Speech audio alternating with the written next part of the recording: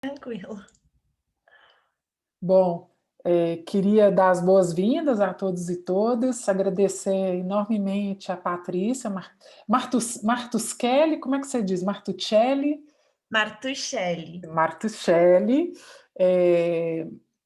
que é uma pessoa referência para nós aqui sobre, né, temas de reunificação familiar, particularmente, né, ela estuda muitas questões no Brasil e na América Latina, agora está ampliando a sua trajetória de pesquisa para outros, né, contingentes de populações forçadas, e hoje eu convidei ela no intuito de fazer uma apresentação de um conjunto de pesquisas que ela está publicando, né, algumas que já saíram, acho que tem mais um aí para sair, já saiu também, sobre o impacto da Covid-19 em alguns grupos de refugiados, né, aqui no Brasil.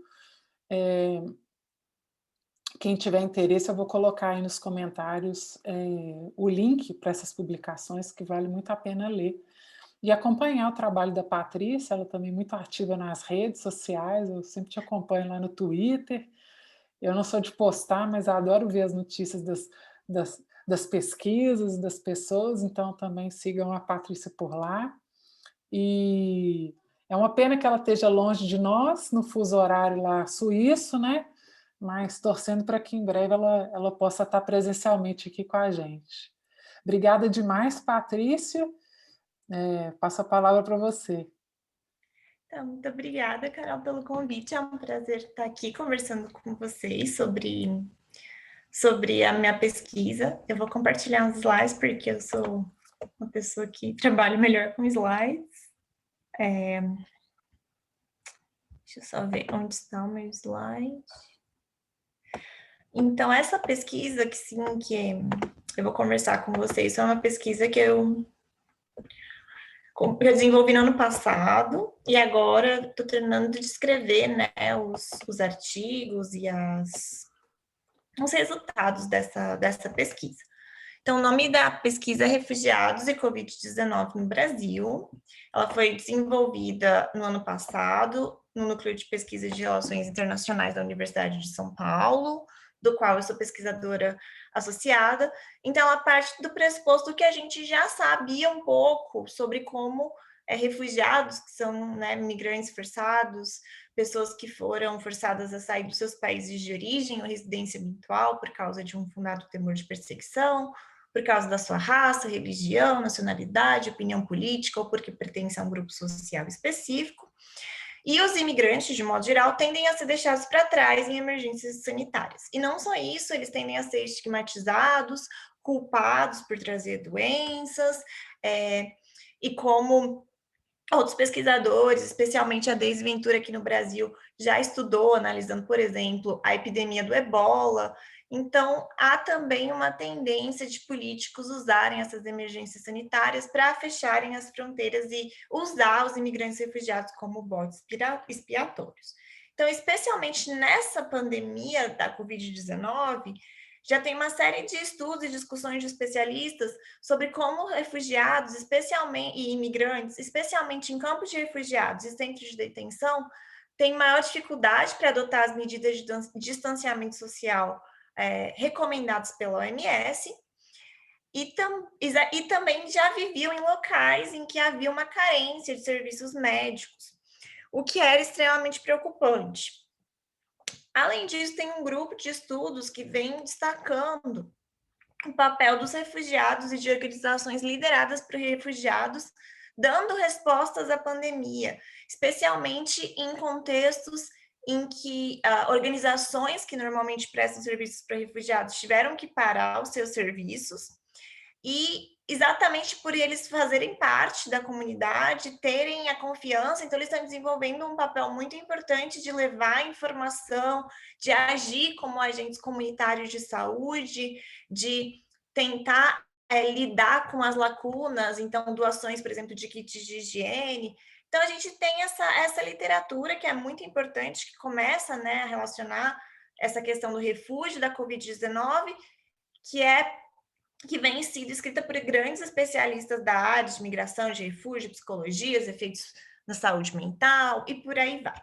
Mas a gente ainda não tem muitos estudos em que os próprios refugiados podiam refletir sobre como que era viver a pandemia. Então, dessa lacuna, eu desenvolvi esse projeto de pesquisa que visava entender como é que os refugiados no Brasil, pessoas que foram reconhecidas como refugiados, que passaram por todo o processo, foram reconhecidas pelo Comitê Nacional para Refugiados e vivem nos estados de São Paulo e de Rio, estavam vivendo as 2 primeiras semanas, digamos, da pandemia no Brasil. E a gente escolheu os estados de São Paulo e do Rio, porque foram estados que inicialmente os governadores adotaram medidas de fechamento dos serviços não essenciais, das escolas. Então, entre 27 de março de 2020 e 6 de abril de 2020, eu entrevistei 29 refugiados de diferentes nacionalidades, então República Democrática do Congo, da Síria, do Mali, da Venezuela, da Guiné e da Guiana, vivendo em diferentes cidades nos estados de São Paulo e do Rio de Janeiro, para entender como é que eles estavam vivendo a pandemia. Então, vocês clicarem depois nesse link e também no artigo que a Carolina mencionou, tem o perfil dos entrevistados, então, se eles estavam trabalhando ou não, a idade, o sexo e outras informações. E eu desenvolvi toda a entrevista pelo WhatsApp, usando a ferramenta do áudio. E eu utilizei o WhatsApp exatamente por ser uma ferramenta muito utilizada por refugiados no país, mas levando em consideração, por exemplo, que não eram temas sensíveis que poderiam colocar os refugiados, comprometê-los de qualquer forma. Então, o Brasil é um caso interessante, porque é um caso que tem uma legislação de refúgio, agora de imigração, que é pautada numa lógica de direitos humanos, adota uma definição de refugiado mais ampla, que além da definição tradicional, reconhece a situação de grave e generalizada violação de direitos humanos. Então, o Brasil vem reconhecendo desde 2019 refugiados pessoas vindas da Venezuela como refugiados por causa da situação na Venezuela. E em 2019, em 2018, o Brasil foi o 6º país no mundo que mais recebeu solicitantes de refúgio, de acordo com dados do próprio Alto Comissariado das Nações Unidas para Refugiados. Então, a maioria dos meus entrevistados eram do sexo masculino, jovens e vivendo em grandes cidades nos estados de Rio e de São Paulo. E eu adoto uma perspectiva de que os refugiados são os especialistas das suas vidas, das suas histórias. Então, eu fiz entrevistas fenomenológicas, se vocês tiverem interesse, a gente pode conversar um pouco mais sobre isso, sobre o questionário, o tipo de pergunta que envolve essa pesquisa. E eu segui o código de ética da IASFM, da International Association for the Study of Forced Migration, que é uma associação de pesquisadores que estudam migração forçada, e o código de ética deles é bem interessante, ele traz a importância dos princípios da diversidade, da confidencialidade, da igualdade, a importância do consentimento informado, que no caso foi um consentimento informado oral para evitar riscos de quebra de confidencialidade. Então, essa foi o desenho da pesquisa. E aqui são os principais resultados, depois eu vou comentar um pouquinho mais 2 resultados principais. Então, de fato, os refugiados são mais afetados pelas medidas de controle da pandemia do que os brasileiros, o que é muito decorrente do fato deles serem não nacionais e terem passado por uma situação de imigração forçada, mas eu vou falar um pouquinho mais disso nos próximos slides. Um outro elemento que surgiu nas conversas, apesar de não ser um tópico da pesquisa, não ter nenhuma pergunta específica, é uma questão de solidariedade, de consciência coletiva, não uma consciência individual. A informação é uma questão principal, tanto para o acesso a informações sobre como se proteger da pandemia, quanto acesso à informação, por exemplo, sobre acesso ao benefício emergencial, e essa dificuldade no acesso a uma informação está levando refugiados a acreditarem nas notícias falsas, nas fake news, esquemas de roubos de dados pessoais, quando não havia uma certeza sobre como seria o cadastro do benefício do emergencial, e muita incerteza, porque exatamente o período da entrevista eram as 2 semanas em que a gente não sabia muito como que seria a pandemia no Brasil. Outro aspecto interessante é que experiências prévias, tanto de conflitos, quanto de outras doenças, quanto de crises humanitárias, apareceram nas falas de refugiados do Congo, da Síria e da Venezuela, apesar desse também não ser uma pergunta, só que é a forma como eles relacionam a pandemia com outras crises que eles viveram e como essas outras crises, a guerra, o ebola, e a crise humanitária na Venezuela ajudou eles a conseguirem ficar mais em casa, serem mais resilientes, a se reinventarem. O questionário também tinha perguntas sobre as percepções políticas dos refugiados, as respostas, como é que eles viam as respostas que estavam sendo dadas por diferentes lideranças políticas no nível municipal, estadual e federal. E era muito interessante porque a maior parte dos refugiados percebia uma clara diferença entre as respostas federais e as respostas dos governadores de São Paulo e do Rio. E havia um entendimento de que o governo federal estava priorizando a economia em detrimento das vidas humanas, de modo geral. Também vários aspectos que aparecem na literatura dialogam com o tema da saúde mental, então ansiedade, medo, estresse, preocupação com a família deixada para trás e culpa, mas ao mesmo tempo havia discussões sobre esperança para o futuro e lições a serem aprendidas. E eu vou falar um pouquinho mais sobre alguns desses temas nos próximos slides. Então, para entender um pouquinho sobre como os refugiados eram afetados, é interessante a gente pensar que existiriam no Brasil 4 tipos de refugiados. E essa é uma classificação que um dos refugiados trouxe na própria entrevista, que é muito interessante e que faz muito sentido. Então, a gente tem no Brasil os chamados refugiados vulneráveis, que seriam refugiados que estão desempregados, ou são analfabetos, ou têm alguma doença crônica, ou são idosos, ou recém-chegados que ainda não sabem muito bem como é a situação no Brasil, e principalmente moradores de abrigos, ocupações e favelas. Então, são refugiados que, por causa das suas características econômicas, sociais e habitacionais, estão numa situação de maior vulnerabilidade. Depois a gente teria os chamados refugiados qualificados, que seriam refugiados mais jovens, que chegam com alguma mobilidade ou educação superior que permita que eles tenham acesso ao mercado de trabalho, ainda que como profissionais liberais ou autônomos. Então, muitos desses refugiados são designers, artistas, artesãos, e se eles são autônomos, eles não têm acesso à proteção ligada ao trabalho, então alguns deles podem trabalhar de casa, outros não. Esses que trabalham, digamos, para o projeto e que tiveram projetos cancelados, por exemplo, artistas, se eles tinham um pé de meia, eles estavam numa melhor situação do que se eles não tinham. Depois a gente tem os refugiados que são empregados e têm acesso aos benefícios de proteção social conectados ao trabalho. Eles fazem parte do mercado formal, né? E muitos estavam trabalhando em setores essenciais, como supermercados, ou na área de entrega, de logística, produtos farmacêuticos, por exemplo. E o quarto grupo seriam os refugiados autônomos, então refugiados que têm pequenos negócios, na maioria pequenos restaurantes ou serviços de buffet, ou aqueles que são autônomos e têm que trabalhar vendendo na rua. A maior parte desses refugiados autônomos foram fortemente afetados pela pandemia, especialmente porque muitas das festas, feiras e eventos dos quais eles iam participar foram cancelados. E principalmente esses autônomos, eles trabalham diariamente para sobreviver. Então, esses 4 tipos de refugiados, eles são afetados de maneira diferente pela pandemia, mas o fato de todos eles serem refugiados faz com que eles tenham desafios muito parecidos, de acordo com uma próxima classificação que fica bem clara nas entrevistas e na pesquisa. Então, os refugiados enfrentam, na verdade, 3 tipos de desafios conectados com a pandemia no Brasil.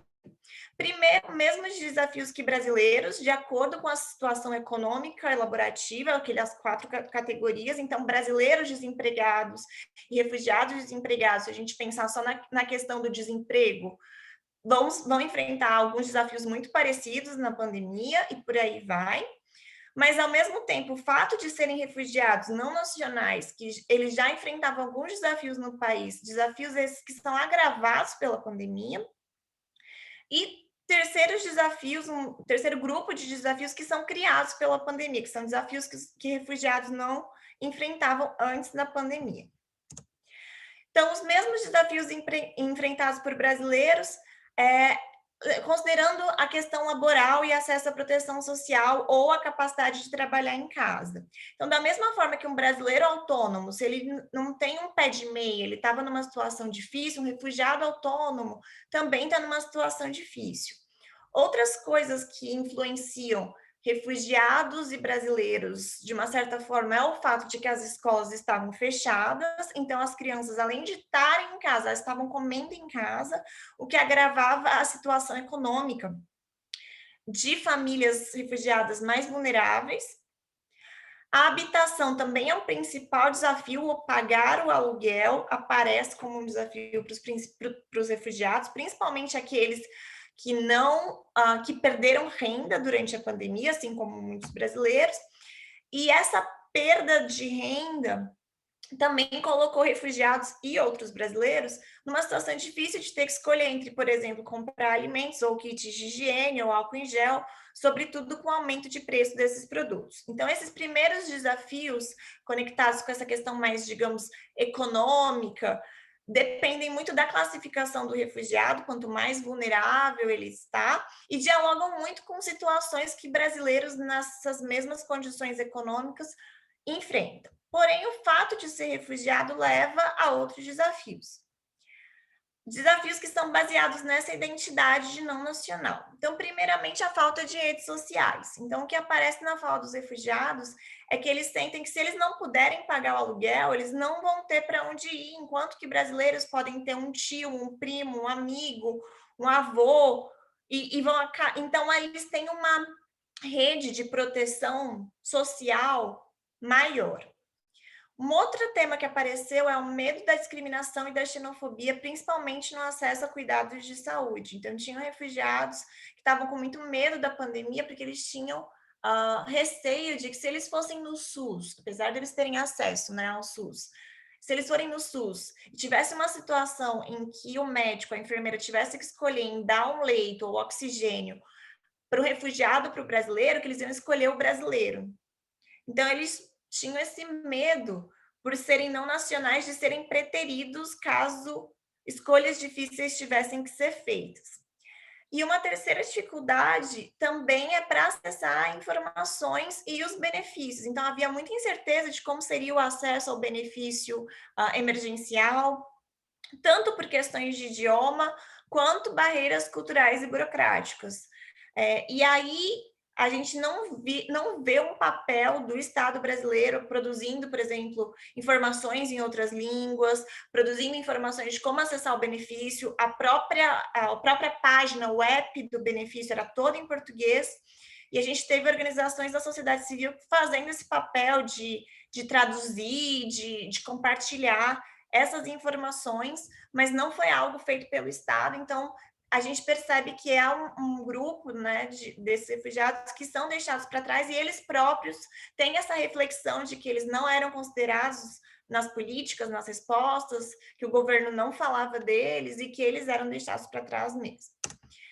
E o último grupo de desafios que são criados pela pandemia. Então, a gente tem a situação do fechamento de fronteiras e os serviços migratórios suspensos, ou encerrados na visão dos refugiados. Então, vários refugiados perderam o processo de naturalização, reunião familiar. Havia uma incerteza muito grande se familiares que já estavam com o visto de reunião familiar poderiam vir para o Brasil, e se familiares que estavam, por exemplo, com o visto marcado, conseguiriam pegar esse visto. Não houve nenhum tipo de consideração sobre essas pessoas. E para os recém-chegados, havia também esse problema de incerteza em relação ao processo de refúgio. Havia também a situação de que alguns serviços essenciais para os refugiados estavam fechados, como organizações de envio de remessa e de telefonia internacional. Então, os refugiados estavam muito preocupados porque isso, já tem outros estudos que mostram que mais de 60% dos refugiados no Brasil enviam dinheiro para fora, para a família, eles não estavam podendo enviar esse dinheiro, porque essas organizações estavam fechadas, então eles estavam muito preocupados como que a família deles ia conseguir sobreviver sem o dinheiro do aluguel. E havia também uma sensação de viver a pandemia duas vezes, então viver a pandemia no Brasil, com a família que estava aqui, mas também preocupado com a situação no país de origem, que às vezes estava em guerra, vivendo uma crise humanitária e tinha menos recursos para responder à crise, menos respiradores. Então, essa situação de viver a pandemia duas vezes também era muito clara. E, finalmente, as organizações de referência que prestam serviços para esses refugiados estavam temporariamente fechadas. Ainda que elas estivessem tentando prestar os serviços por telefone, por WhatsApp, por e-mail, os refugiados sentiam que eles meio que tinham perdido o ponto de referência porque essas organizações estavam fisicamente fechadas. Então, esses desafios são desafios novos que não existiam, que os refugiados não enfrentavam antes da pandemia, que vieram com essa situação da Covid-19. Então, nesse sentido, os refugiados acabam sendo mais afetados do que os brasileiros pela pandemia, exatamente por enfrentarem os mesmos desafios que os brasileiros, da ordem econômica e social, mas terem esses desafios agravados pela pandemia e esses novos desafios criados pela pandemia. Então, essa seria uma primeira relação, um dos primeiros estudos, um dos primeiros artigos que eu publiquei dessa pesquisa. Esse segundo é um artigo que eu estou terminando de trabalhar agora, que analisa esse componente da solidariedade. Então, a gente percebeu que durante a pandemia, se a gente viu situações de muito individualismo, pessoas saindo, comprando papel higiênico loucamente, a gente também viu situações de solidariedade, pessoas ajudando os vizinhos, fazendo compra para os idosos. E os próprios refugiados, a gente observou experiências de solidariedade, não só no Brasil, como em outras partes do mundo. E essa solidariedade aparece muito na narrativa dos refugiados. Então, por um lado, aparece uma narrativa de que eles viveram uma situação difícil, uma situação parecida, que teria preparado eles para a pandemia, a guerra na Síria, por exemplo, a guerra no Congo, o ebola, a crise humanitária na Venezuela, que fez com que eles estivessem mais preparados para ficar em casa, racionar comida, se inventar, ter que não poder encontrar todas as pessoas, ter que adotar medidas mesmo de sobrevivência. Isso também tornou esses refugiados mais sensíveis a reconhecer o sofrimento das outras pessoas. Então, tem três narrativas principais de solidariedade nas falas desses refugiados. Primeiro, uma solidariedade relacionada a grupos vulneráveis, principalmente idosos, população em situação de rua e famílias brasileiras pobres.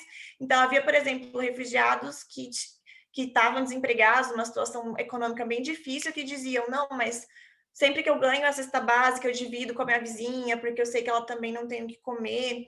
Ou refugiados que também estavam numa situação, refugiados autônomos que não estavam podendo trabalhar, que estavam doando marmitas e alimento para a população de rua. Então, tem essa solidariedade a esses grupos que os próprios refugiados percebem como mais vulneráveis que eles. Havia também uma lógica, uma narrativa de solidariedade em relação a outros grupos de refugiados, principalmente refugiados vivendo em ocupações, que são locais em que não há condições de higiene, não há possibilidade de adotar medidas de distanciamento social, e os recém-chegados, que vivem em abrigos. E, finalmente, havia uma ideia de solidariedade em relação à população brasileira de modo geral, que é baseada numa ideia de que todos são vítimas da pandemia, todos estão sofrendo, e também uma ideia de reciprocidade. E essa é uma pergunta interessante, porque a maior parte das respostas a dessa manifestação de solidariedade aparece em uma pergunta do questionário, que é uma pergunta que foi pensada para ser individualista, no sentido que a pergunta era como que o governo brasileiro poderia ajudar os refugiados nesse momento. Então, uma pergunta que aparecia no final do questionário, depois de várias perguntas, perguntando como você foi afetado pela pandemia, como você está se sentindo, e depois de ter toda essa reflexão sobre como você estava vivendo a pandemia e o reconhecimento de que você estava sofrendo pela pandemia, que os refugiados são esquecidos. Então, essa pergunta tinha uma ideia mesmo de fazer os entrevistados terem essa consciência de grupo, de como refugiado, como um grupo que, por causa de uma série de interseccionalidades, acaba mais afetado pela pandemia. E a maior parte da resposta a essa pergunta é não, mas não é só os refugiados, é também os brasileiros. Até os brasileiros ricos podem estar sofrendo na pandemia. Então, que o governo brasileiro não deveria ajudar só os refugiados, mas deveria ajudar também a população brasileira de modo geral. E dentro dessa solidariedade, além das narrativas, havia ações práticas de partilha de alimentos, distribuição de alimentos, fazer compra para pessoas em risco, de modo a retribuir para os brasileiros. E essa consciência coletiva, essa lógica de estamos todos sofrendo da pandemia e que o governo deve ajudar a todos, também era baseada quando eles explicavam quais medidas eles estavam tomando para se cuidarem da pandemia. Então, havia uma ideia de que eu estou me cuidando para cuidar dos outros, eu estou ficando em casa como medida para ajudar a todos. Então, uma lógica bem de uma consciência coletiva. E também havia ações auto-organizadas para ajudar pessoas e organizações de migrantes e refugiados que estavam fazendo campanhas para informar a população imigrante e refugiada, campanhas para garantir a cesta básica, kit de higiene para essa população que estava sofrendo. E a entrevista, né, foi feita há quase um ano. Seria interessante a gente pensar agora, né, refazer essas entrevistas, porque nessa época havia uma incerteza muito grande em relação à pandemia, mas ao mesmo tempo uma esperança de que a pandemia ia passar logo, que não ia durar nem 3 meses, que as pessoas iriam sair melhor da pandemia, iam melhorar o relacionamento com a natureza, com os outros, ser mais solidária, e ter experiências de valorizar a vida em detrimento à economia, a outras coisas, e também ver a pandemia como uma possibilidade de se reinventar. Mas seria bem interessante ver como estariam as expectativas agora que a gente está há um ano da pandemia, que não foi 3 meses, a gente está entrando, principalmente no Brasil, uma segunda fase agora bem complicada. Então, seria interessante a gente refazer essas entrevistas, porque, de fato, essa é uma percepção, seria uma fotografia desse início da pandemia no Brasil, por parte desses refugiados vivendo nesses 2 estados. Então, são essas as reflexões principais dessa pesquisa. Aqui estão os blog posts que foram publicados dessa pesquisa no ano passado, para quem quiser ler mais, e aqui os artigos que foram publicados dessa pesquisa. O artigo da solidariedade eu estou terminando agora, espero conseguir submeter logo. E é isso, muito, muito obrigada, e perguntas, comentários. E as imagens são desse site, que é um site de campanhas para artistas, em que você pode utilizar depois as artes, desde que não seja para finalidades comerciais. Eles têm uma campanha muito legal de Covid, com imagens muito bonitas. E, bom, é isso. Muito obrigada. Lindo, obrigada, Patrícia. Agradeço pela apresentação, né? Acho que por colocar para nós algumas das coisas que aparecem, né, na voz dos próprios refugiados, né? Embora certamente, né, a gente talvez não consiga generalizar para toda, até porque seria dificílimo, né, na medida em que a gente está falando de grupos muito heterogêneos, de um processo, como você disse, né, que é marcado por interseccionalidades, das mais diversas, né? Mas no caso da sua pesquisa, eu tinha duas perguntas para te fazer. Uma, porque você entrevistou majoritariamente homens jovens, correto? As entrevistas, então a gente não consegue ter um... Ou vocês conseguiram fazer perguntas indiretas para captar dinâmicas de gênero, impactos mais gerais sobre família? Na verdade, o questionário ele foi desenhado para ser bem exploratório mesmo. Eu acho que há questões de gênero que poderiam ser melhor captadas, mas que nesse momento o nosso foco era entender. Por exemplo, a questão das crianças e o impacto das crianças não estarem indo para a escola é algo que aparece muito mais nas nossas entrevistas com mulheres do que nas nossas entrevistas com homens. Então, esse eu acho que é um aspecto de gênero que a gente conseguiu captar, mas não foi o foco da pesquisa e não foi o foco do questionário, exatamente porque era um questionário. E aí, se alguém tiver interesse em ver o questionário, eu posso mandar. Enfim, no artigo da ABS vai sair a versão em inglês do questionário, da mensagem de recrutamento, enfim, de todos esses Porque documentos eu acho da. que tem uma dimensão dessa tipologia, né, que você colocou, da ideia do refugiado vulnerável. Em alguma medida, muito do que aparece ali tem a ver, como você bem disse, com a dimensão, digamos, mais laboral, econômica, né, e de como que isso, sobretudo na concepção do que é vulnerabilidade, né? É interessante ver como é que essa coisa, né, da sobrevivência material, que é uma questão muito modulada no caso do refúgio, né, porque ela é central, mas ao mesmo tempo, do ponto de vista, né, da identidade do refugiado, ela é, digamos, sidelined, né, ela é colocada de lado, num primeiro momento, obviamente que quando se fala de integração não mais, né, mas como que essa questão da vulnerabilidade talvez seja modulada aí, né, por alguns elementos que não aparecem, né, e aí talvez não apareça em parte por conta, né, do próprio fato de que a amostra, né, é uma amostra masculina e jovem, né, então interessante pensar aí o que são os... Eu acho que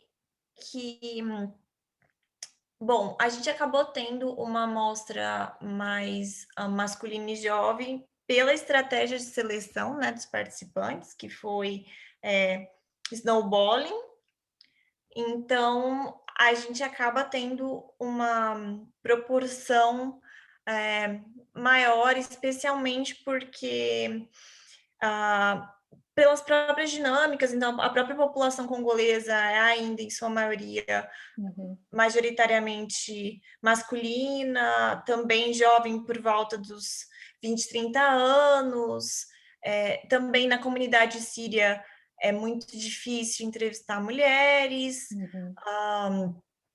E na comunidade venezuelana, a maior parte, querendo ou não, ainda está no norte, e o foco da pesquisa foram os estados do Rio e de São Paulo, que tinham adotado as medidas de fechamento, né, dos serviços não essenciais. Então, acho que todas essas decisões levam a uma amostra mas e aí vem outras limitações da pesquisa, né? Então, essa questão de gênero obviamente uma limitação da pesquisa, uma outra limitação é que as entrevistas foram conduzidas nessas 2 semanas. Talvez, se a gente fizesse as entrevistas agora, um ano depois, a gente pudesse ter outros temas emergindo, a questão Não, da vocês fizeram solidariedade. escolhas, né, que metodológicas, A gente, que a gente obviamente fez são necessárias, né?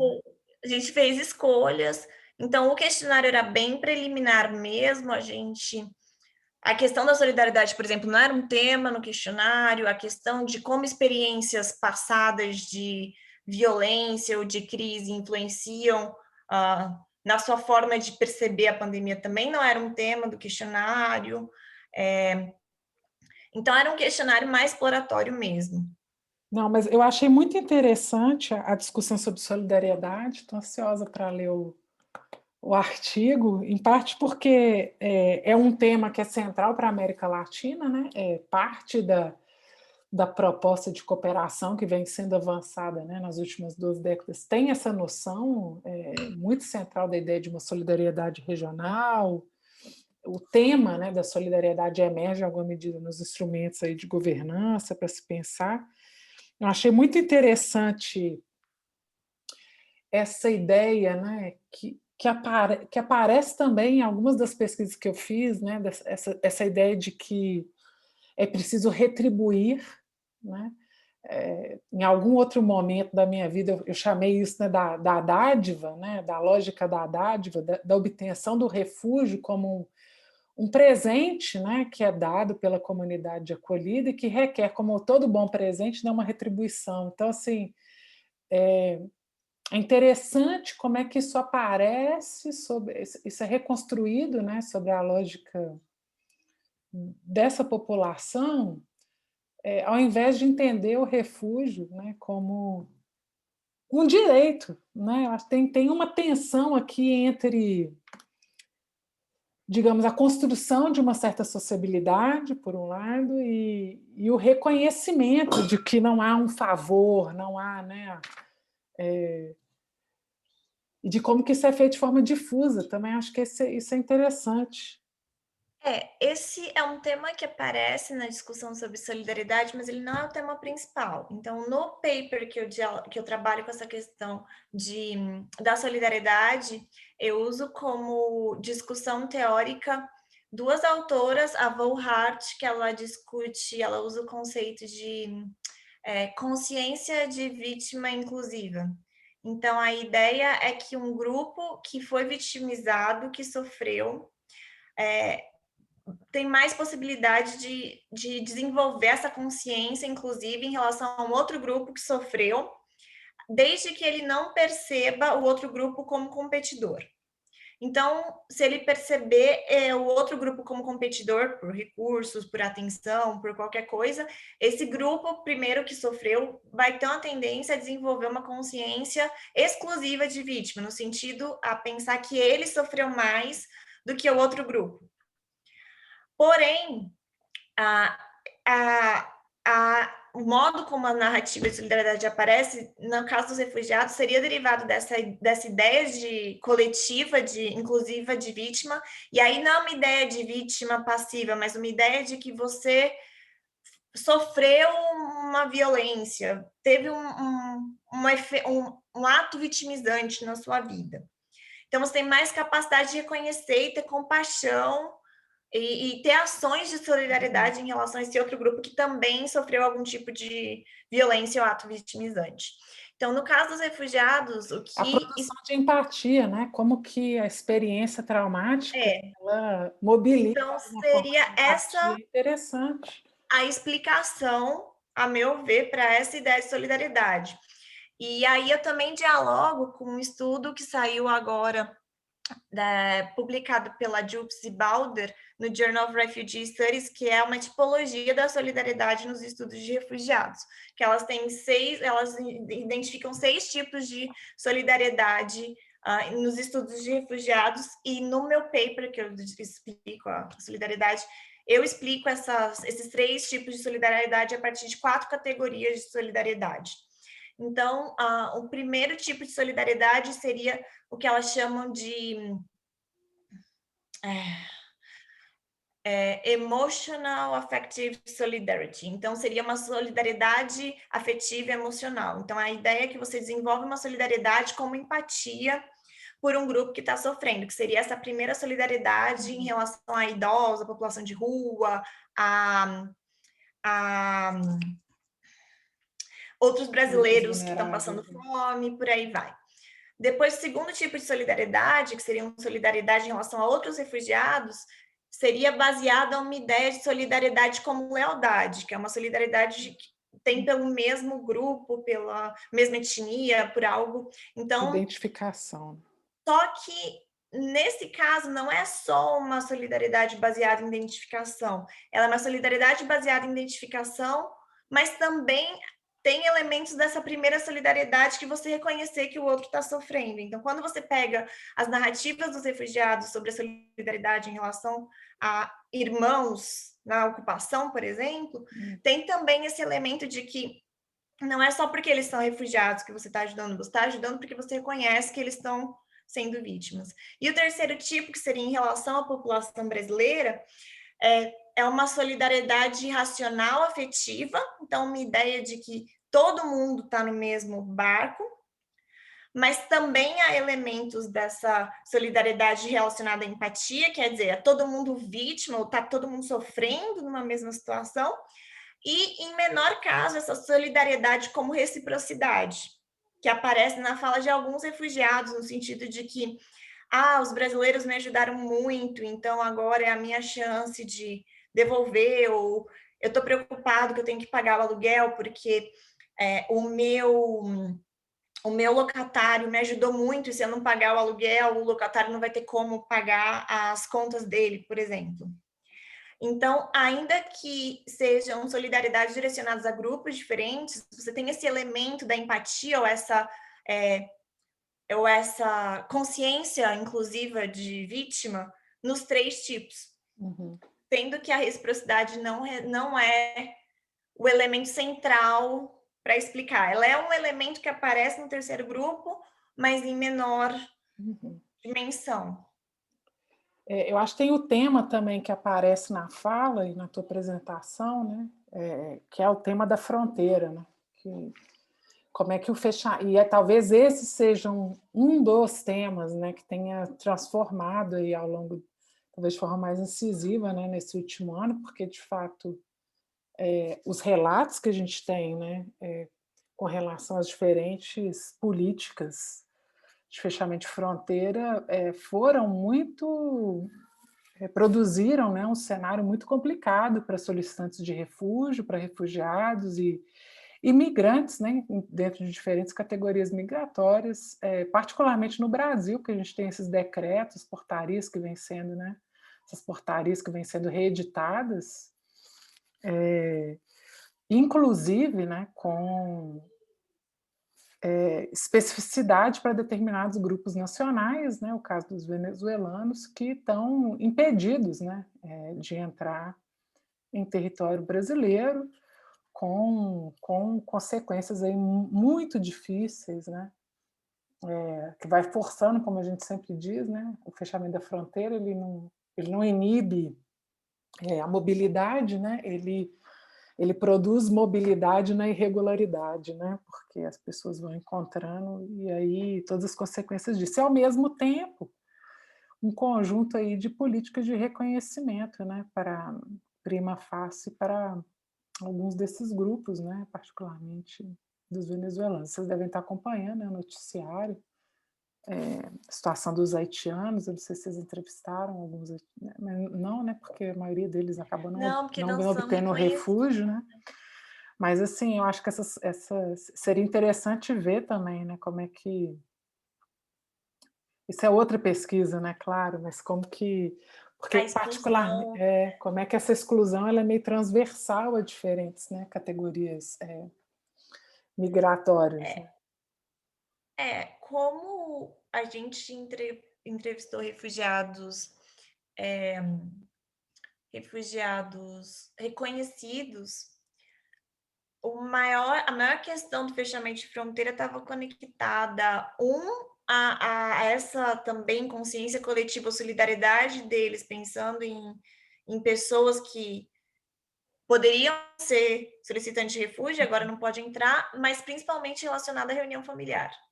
Então, como o fechamento de fronteiras atrasa o processo de reunião familiar e impede que famílias fiquem juntas.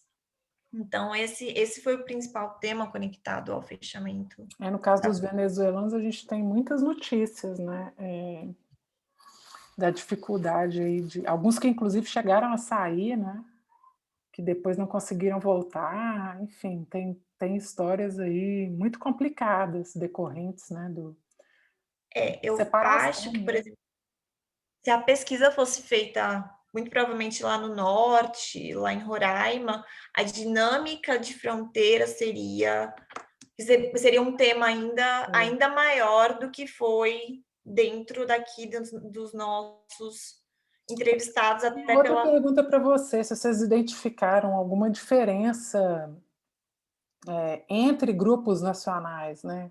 Você tem muita trajetória com os congoleses, né? Conhece muito a comunidade congolesa no Brasil. Se apareceu alguma especificidade em função desse perfil nacional? Na verdade, por incrível que pareça, as narrativas foram muito convergentes. Acho que tem um aspecto que eu não aprofundei nos estudos e nas pesquisas, que é que no caso dos refugiados africanos, mas aí não só os congoleses, havia muito mais falas sobre métodos alternativos. Então, a gente usa uma folha para curar a malária, e então havia uma discussão muito maior sobre esses métodos alternativos africanos. Então, lá na África a gente tem uma folha, então isso não vai ter muito problema na África. Uma diferença que refugiados mais religiosos falavam da Covid como um apocalipse, e aí isso apareceu mais em refugiados cristãos africanos. E um outro tema que aí apareceu muito mais com os congoleses era sobre a impossibilidade de ter qualquer tipo de lockdown no Congo em todos os casos dos países de origem era uma preocupação. Então, porque não tinha respiradores suficientes, porque está numa crise humanitária, porque está numa guerra. Mas o Congo, além das questões humanitárias per se, havia uma questão econômica muito clara de que os refugiados falavam que lá no Congo a gente trabalha para comer, então que era impossível das pessoas ficarem em casa, porque a maior parte são trabalhadores informais que, se ficarem em casa, vão passar fome. Então, acho que essas foram as 3 maiores diferenças entre grupos, mas esses grandes temas que foram tema tanto dos blog posts quanto dos artigos mesmo, eles convergem independente da nacionalidade. E do gênero. Então, não é que as mulheres que a gente entrevistou são mais solidárias do que o homem, ou tem uma consciência coletiva maior.